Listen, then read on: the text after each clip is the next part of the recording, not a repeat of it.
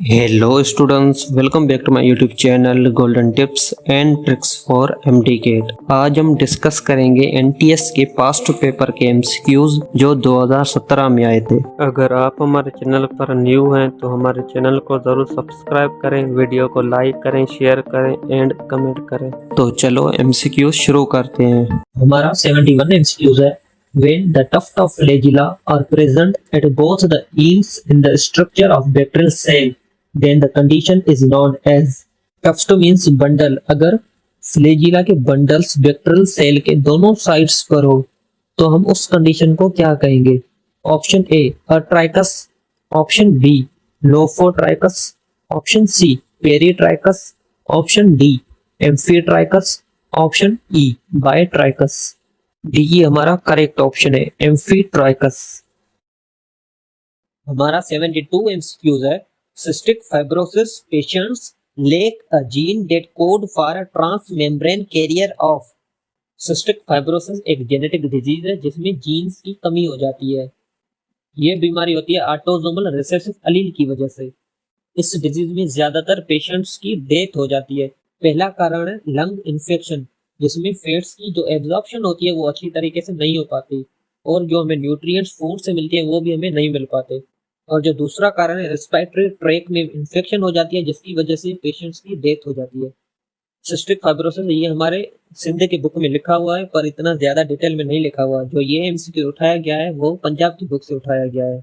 Option A sodium ions, option B potassium ions, option C chloride ions, option D calcium ions, option E magnesium ions. C हमारा correct option है, chloride ions.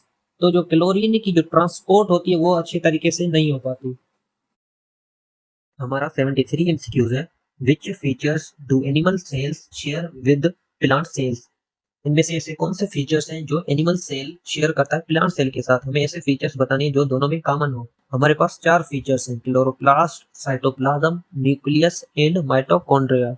तो हम A option पर चलते हैं, chloroplast. तो chloroplast जो होता है वो सिर्फ प्लांट सेल में होता है, एनिमल सेल में नहीं होता, क्योंकि प्लांट सेल को नीड होती है फोटोसिंथेसिस की। तो इसी वजह से क्लोरोप्लास्ट जो होता है वो प्लांट सेल में होता है।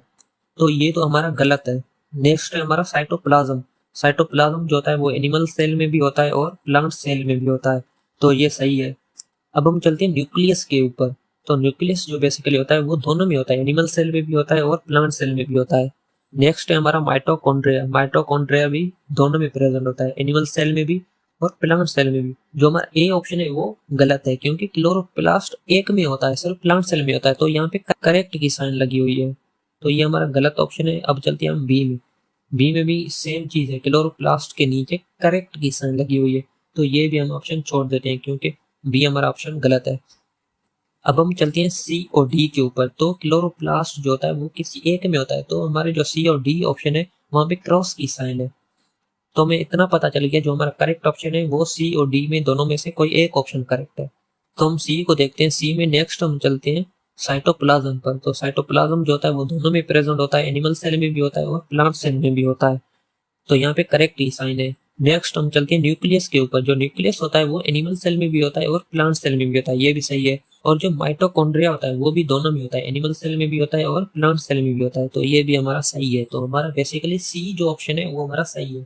अगर हम डी की बात करें तो क्लोरोप्लास्ट के नीचे क्रॉस की साइन है, चलो ये भी सही है। साइटोप्लाज्म होता है वो दोनों में होता है, तो यहाँ पे क्रॉस की साइन है, तो ये हमें ये बताना चाह रहा है कि साइटोप्लाज्म दोनों में नहीं होता, तो डी तो हमारा ऑप्शन गलत है। तो हमारा जो करेक्ट ऑप्शन है वो है सी। में इस सवाल में कॉमन फीचर्स बताने थे जो एनिमल सेल और प्लांट सेल में सेम हो, तो सी हमारा करेक्ट ऑप्शन है। आप सी ऑप्शन को देखें, क्लोरोप्लास्ट के नीचे क्रॉस की साइन है, तो क्रॉस की साइन इसलिए है क्योंकि क्लोरोप्लास्ट जो होता है वो सिर्फ प्लांट सेल में होता है, तो इसलिए यहाँ पे क्रॉस की साइन है। और साइटोप्लाज्म की हम बात करें तो साइटोप्लाज्म दोनों में होता है, आपको पता है सेल में दोनों में साइटोप्लाज्म होता है, एनिमल सेल में भी होता है और प्लांट सेल में भी होता है। अगर हम न्यूक्लियस की बात करें, न्यूक्लियस भी दोनों में होता है, एनिमल सेल में भी होता है और प्लांट सेल में भी होता है। माइटोकॉन्ड्रिया ये भी दोनों में होता है, क्योंकि एटीपी की हमें नीड पड़ती है और इसमें सेलुलर रेस्पिरेशन होती है, तो सी हमारा करेक्ट ऑप्शन है। हमारा 74 एमसीक्यू है। प्लेटी हेलमेट्स मींस। प्लेटी हेलमेट्स का मतलब बताना है, अब ये भी हमें बताना है। प्लेटी हेलमेट्स जो होते हैं वो फ्लैट वार्म्स होते हैं, जो हमारा ऑप्शन ए है फ्लैट वार्म्स, ये हमारा करेक्ट है। इसमें आ जाता है प्लेन एरिया। क्योंकि इनकी बॉडी जो होती है एक तो सॉफ्ट होती है, दूसरा डोर्सो वेंट्रली कंप्रेस्ड होती है, मतलब इनकी बॉडी को किसी ने शायद कंप्रेस किया इसीलिए इनकी बॉडी जो कंप्रेस्ड है। हमारा बी ऑप्शन है round warms. Round warms phylum Nematoda में आ जाते हैं, जिसका एग्जांपल है एस्केरिस, ये राउंड होते हैं। हमारा सी ऑप्शन में सेगमेंटेड वर्म्स, ये बिलोंग करते हैं फाइलम एनीलिडा में, जिसके एग्जांपल है अर्थोवर्म एंड नेरीज, मतलब इनकी बॉडी को किसने कट किया हुआ है, इनकी बॉडी इस टाइप की होती है, सेगमेंटेड होती है। तो हमारा जो करेक्ट ऑप्शन है वो है ऑप्शन ए, फ्लैट वर्म्स। हमारा 75 एमसीक्यूज है। All of the following are mammals except, तो इनमें से 4 ऐसे ऑप्शन है जो मेमल्स हैं और एक ऐसा ऑप्शन है जो मेमल नहीं है। Option A porpoise, option B shark, option C whale, option D walrus, option E seal. B हमारा करेक्ट ऑप्शन है शार्क, क्योंकि शार्क मेमल नहीं है, शार्क एक फिश है, क्योंकि इसके पास गिल्स होते हैं जिसके जरिए ये रिस्पायर करती है। और जो हमारे पास दूसरे ऑप्शन है वो सारे मेमल्स हैं, क्योंकि mammal they do not lay eggs, they give birth to young ones and feed them their own milk. जो मेमल्स होते हैं उनके पास मेमोरी ग्लैंड्स होते हैं जिसकी वजह से मिल्क प्रोड्यूस होता है, और जो मेमल होते हैं वो वार्म ब्लडेड एनिमल्स होते हैं, और जो फिश होती है वो बिलोंग करती है कोल्ड ब्लडेड एनिमल्स से। तो ये डिफरेंस होता है फिश और मेमल्स में। हमारा 76 एमसीक्यूज है जो जेनेटिक्स चैप्टर से एमसीक्यूज है। ये आपको पेडिग्री समझने के लिए आपको जेनेटिक्स चैप्टर अच्छे से पढ़ना पड़ेगा। In the pedigree of a family shown above, तो आप ऊपर देखें पेडिग्री में ये हमारे पास फैमिली ट्री है, मतलब पेडिग्री है फुल फैमिली का। Brown eyes are indicated as this, जो ब्राउन आईज है उसको हम इंडिकेट करेंगे सर्कल विदाउट एनी फिल, मतलब एम्प्टी सर्कल होगा। तो आप ऊपर देखें जो एम्प्टी सर्कल है, स्क्वायर जो एम्प्टी है वो कितने हैं, ताहिर और मरियम एम्प्टी है सर्कल, जो इनका जो कलर आई है, आई का जो कलर है वो ब्राउन है, तो ताहिर और मरियम ब्राउन आई वाले हैं, और जवेरिया और साद ये भी दोनों ब्राउन आईज वाले हैं। तो इसमें 4 मेंबर्स ऐसे हैं जिनका आई कलर ब्राउन है। And blue eyes as this, blue eyes को हम इंडिकेट करेंगे डार्क सर्किल से। तो आप ऊपर पेडिग्री में देखें जो जूही बच्ची है उसका जो आई का कलर है वो ब्लू है, क्योंकि उसका जो सर्किल वो डार्क है। तो हमें इससे ये पता चलता है जो इसके ज्यादातर फैमिली के जो मेंबर हैं उनका आई का कलर ब्राउन है, और जो एक ऐसी बच्ची है जिसका आई का कलर ब्लू है।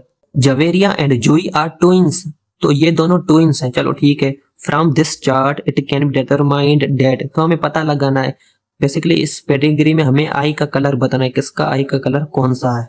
अब हम चलते हैं ऑप्शंस पर, देखते हैं ऑप्शंस में क्या कहा जा रहा है।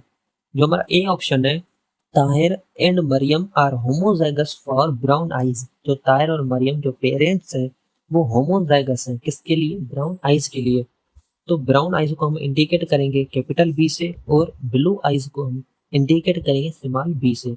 अब देखें जो हमारा ए ऑप्शन है ना ये गलत है, क्योंकि अगर ताहिर और मरियम होमोजाइगस होते तो जूही के आई का कलर कभी भी ब्लू नहीं होता। अब क्यों, इसको जानने के लिए आपको ये पता होना चाहिए एक तो जीन क्या है और दूसरा डोमिनेंट एंड रिसेसिव क्या है। तो हर कैरेक्टर को शो करने के लिए हमारे पास 2 जीन्स होते हैं, आई का कलर हो गया, स्किन का कलर हो गया, हेयर्स का कलर हो गया, मतलब हर कैरेक्टर शो करने के लिए हमारे पास 2 जीन्स होते हैं। दूसरी बात डोमिनेंट एंड रिसेसिव क्या है, तो आप डोमिनेंट को ऐसे समझ सकते हैं, जो डोमिनेंट होता है ये मोर पावरफुल होता है और इसकी जो बात है वो ज्यादा चलती है।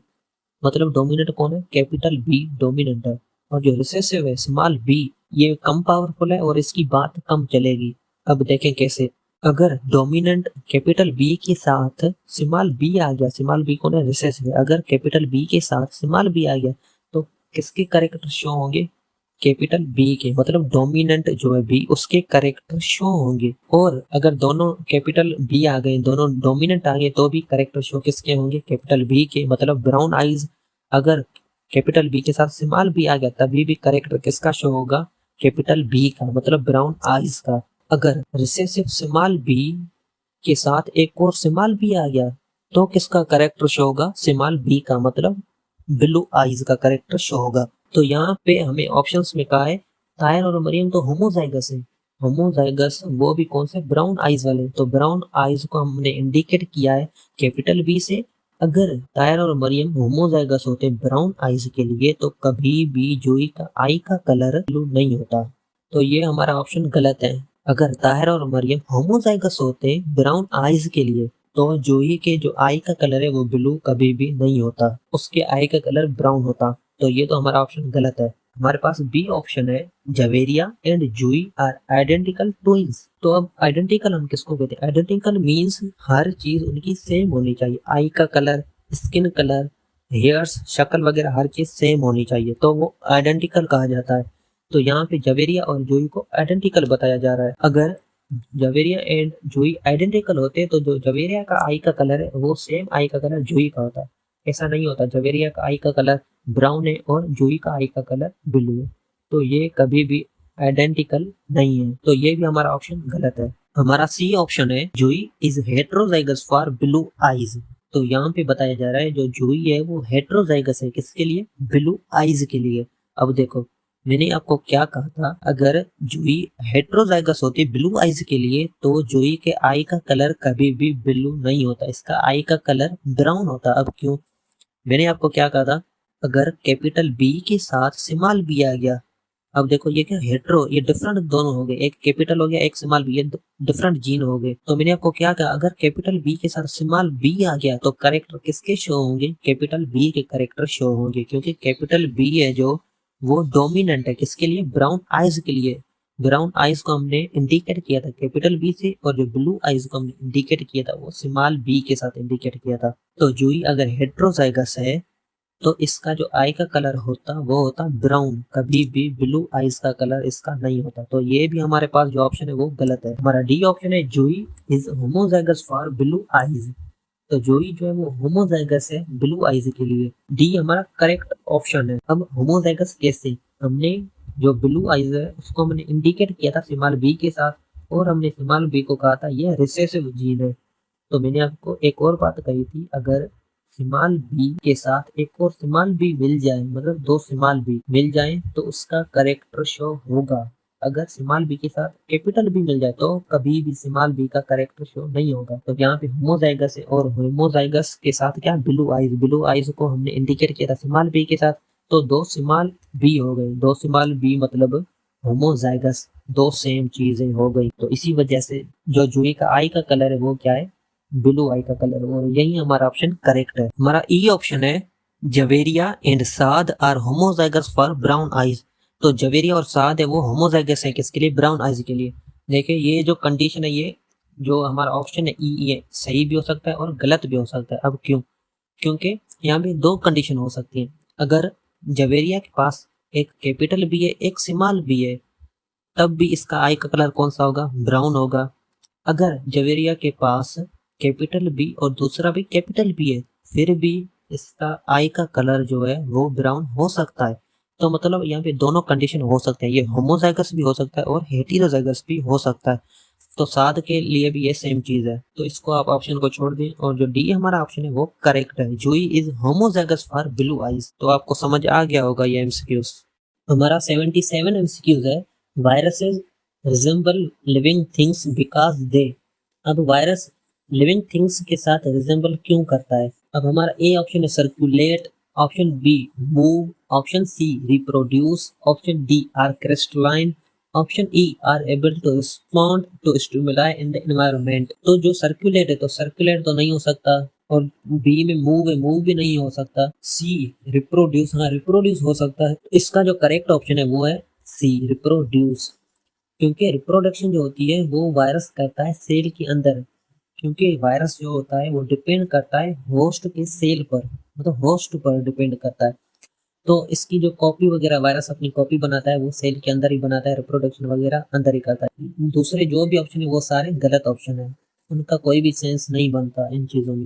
हमारा 78 एमसीक्यूज है, a part of the digestive system that is not in contact with food is the. हमें डाइजेस्टिव सिस्टम का ऐसा पार्ट बताना है जो फूड के साथ कांटेक्ट में ना हो। अब हम ऑप्शन देखते हैं। ऑप्शन ए है small intestine, option B stomach, option C liver, option D large intestine, option E trachea. तो हम लास्ट ऑप्शन को देखते हैं, ऑप्शन ई ट्रेकिया। तो ट्रेकिया हम डाइजेस्टिव सिस्टम में नहीं पढ़ते, ट्रेकिया आ जाता है रिस्पायरेशन में, मतलब रिस्पायरेटरी सिस्टम में हम ट्रेकिया को पढ़ते हैं। बाकी हमारे पास चार ऑप्शन बचे, जो small intestine, stomach and large intestine है, ये हमारे डाइजेस्टिव सिस्टम में आ जाते हैं। जो हमारा सी ऑप्शन है लिवर, ये हमारे डाइजेस्टिव सिस्टम में डायरेक्टली कांटेक्ट में नहीं होता, ये कांटेक्ट में इनडायरेक्टली आता है। तो ये हमारा करेक्ट ऑप्शन है लिवर। हमारा 79 एमसीक्यूज है। All of the following protect the body against the entrance of germs except. तो इनमें से 4 ऐसे ऑप्शन है जो हमारी बॉडी को प्रोटेक्ट करते हैं जर्म्स के खिलाफ। एक ऐसा ऑप्शन है जिसको कोई भी फर्क नहीं पड़ता जर्म्स हमारी बॉडी पर अटैक करे या ना करे। हमारा ए ऑप्शन है टीयर्स। टीयर्स जो हमारी आईज में प्रोड्यूस होते हैं, उसमें एक एंजाइम होता है जिसका नाम है लाइसोजाइम, जो क्या करता है जर्म्स या बैक्टीरिया वगैरह को किल करता है। जब हमारे आई में कोई डस्ट पार्टिकल वगैरह चले जाते हैं तब टीयर्स प्रोड्यूस होते हैं ज्यादा क्वांटिटी में, क्योंकि वो जो डस्ट के पार्टिकल होते हैं वो हमारी आई को डैमेज ना कर दे, इसीलिए टीयर्स प्रोड्यूस होते हैं। तो टीयर्स भी प्रोटेक्ट करते हैं हमारी बॉडी को। हमारा बी ऑप्शन है म्यूकस मेम्ब्रेन। म्यूकस मेम्ब्रेन हमारे डाइजेस्टिव सिस्टम में भी होती है और हमारे रेस्पिरेटरी सिस्टम में भी होती है। जो ट्रेकिया में म्यूकस मेम्ब्रेन होती है, उसका काम है जब ऑक्सीजन हम इनहेल करते हैं तो ऑक्सीजन के साथ कुछ जर्म्स भी हमारी बॉडी में एंटर करते हैं, तो वो जर्म्स हमारे लंग्स तक पहुंचने से पहले म्यूकस मेम्ब्रेन के साथ चिपक जाते हैं, तो वो हमारे लंग्स में एंटर नहीं कर पाते। और जो हमारे सिलिएटेड सेल है ऑप्शन सी में, वो क्या करते हैं, उनकी जो सीलिया है वो हमेशा मूवमेंट करती रहती है। तो जब जर्म्स इन करते हैं म्यूकस मेम्ब्रेन के साथ अटैच भी होती है और जो इनकी सीलिया होती है वो जर्म्स को उठाकर बाहर फेंक देती है। तो mucus membrane and ciliated cell भी हमारी बॉडी को प्रोटेक्ट करते हैं। और हमारा जो डी ऑप्शन है WBC व्हाइट ब्लड सेल, ये तो मेन फंक्शन परफॉर्म करते हैं, हमारी बॉडी को प्रोटेक्ट करते हैं जर्म्स के खिलाफ। तो ये जो पहले 4 ऑप्शन है ABCD, ये हमारी बॉडी को प्रोटेक्ट करते हैं जर्म्स के खिलाफ। तो जो हमारा ई ऑप्शन है रेड ब्लड सेल, ये एक ऐसा सेल है जो इसको कोई भी फर्क नहीं पड़ता कोई भी जर्म्स हमारी बॉडी पर अटैक करे या ना करे, क्योंकि इनका काम जो होता है सिर्फ ट्रांसपोर्ट करते हैं ऑक्सीजन को और कुछ मात्रा में कार्बन डाइऑक्साइड को। तो हमारा ई ऑप्शन करेक्ट है, रेड ब्लड सेल्स। हमारे पास 80 एमसीक्यूज है। The above diagram illustrates. तो हमारे सामने क्रोमोसोम्स की डायग्राम है, अब हमें बताना है ये क्या है। हमारे पास 4 ऑप्शन है। Option A haemophilia, option B phenyl ketonuria, option C sickle cell anaemia, option D Down syndrome. अब हमें ऊपर डायग्राम दी गई हुई है क्रोमोसोम्स की, अब हमें बताना है इसमें क्या है। ऑप्शन ए हीमोफीलिया, ये एक ब्लीडिंग डिसऑर्डर है। इसमें क्या होता है, जो ब्लड है वो प्रॉपरली क्लॉट नहीं हो पाती, जिसकी वजह से ब्लड कंटिन्यूसली फ्लो करती रहती है। जो हमारा बी ऑप्शन है, इसमें क्या होता है, ये एक रेयर इनहेरिटेड डिसऑर्डर है। ये काज होती है अमाइनो एसिड की वजह से, जिस अमाइनो एसिड का नाम है फिनाइलएलानाइन। हमारा सी ऑप्शन है sickle cell anaemia. Sickle cell anaemia में क्या होता है, जो आरबीसीज की नॉर्मली शेप होती है वो राउंड होती है और फ्लेक्सिबल होते हैं, तो इसमें जो आरबीसीज की शेप है वो चेंज हो जाती है। हमारा डी ऑप्शन है डाउन सिंड्रोम। तो इसमें क्या होता है, जो आपके सामने क्रोमोसोम्स हैं, अगर आप मैचिंग साइज शेप के हिसाब से ऐसे क्रोमोसोम्स रखेंगे तो हम उसको कहेंगे कैरियोटाइप। डाउन सिंड्रोम कंडीशन में क्या होता है, अगर कोई भी पर्सन है उसके पास एक्स्ट्रा कॉपी होती है क्रोमोसोम्स की, तो आप 21 क्रोमोसोम्स पर देखेंगे इनके पास जो इसमें क्रोमोसोम्स है वो एक्स्ट्रा कॉपी है एक। वैसे नॉर्मली जो वुमेन के पास क्रोमोसोम्स होते हैं वो होते हैं 46, मतलब कि 23 पेयर्स होते हैं। यहाँ पे 47 क्रोमोसोम्स हैं। तो हमारा जो करेक्ट ऑप्शन है वो है ऑप्शन डी डाउन सिंड्रोम।